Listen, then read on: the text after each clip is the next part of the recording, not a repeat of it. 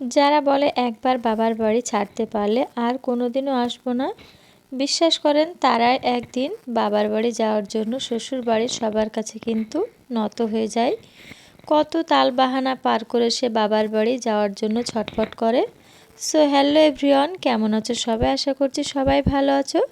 তো আজকের মিনি ব্লগটা স্টার্ট করলাম একদম মায়ের বাড়ি থেকে, মায়ের বাড়ি একদম এই সকালের মুহূর্তটা থেকে।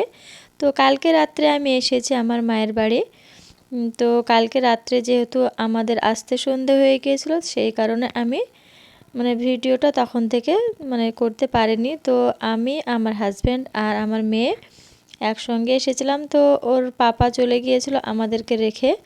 তো এই তো সকালের আজকে আমার মা কী রান্না করছে সেটাই তোমাদের সঙ্গে একটু শেয়ার করছি। তো এর আগের ভিডিওতে আমি তোমাদের বলেছিলাম যে আমার বাবা ভীষণই অসুস্থ। তো সেই কারণে আজকে আমার শাশুড়ি আর দুটো কাকির শাশুড়ি আসবে আমার বাবাকে দেখতে। তো তার জন্য আজকে এই সব রান্নাবান্না। তো তাই আমি আগে থেকে চলে এসেছি যাতে করে মাকে সকালবেলা একটু হেল্প করতে পারি। তো যাই হোক, এই দেখো আজকে রান্না করেছে শিম আলু ভাজা, পটল ভাজা, আছে কষা মাংস, ডাল, আর আছে দেশি রুই মাছের ঝোল, আর তার সাথে করেছে বেগুন, আলু আর ঝিঙে দিয়ে একটা তরকারি। তো যাই হোক, এইদিকে দেখো আমার শাশুড়িরাও চলে এসেছে আর ওদের জন্য আমি প্লেটে নাস্তাও দিয়ে দিয়েছি। এই দেখো ওরা এখন খেতে বসে গিয়েছে।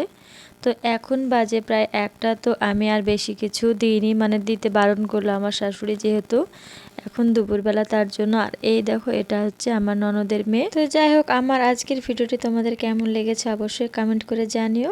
তো আজ এই পর্যন্ত, ভালো থেকো সবাই।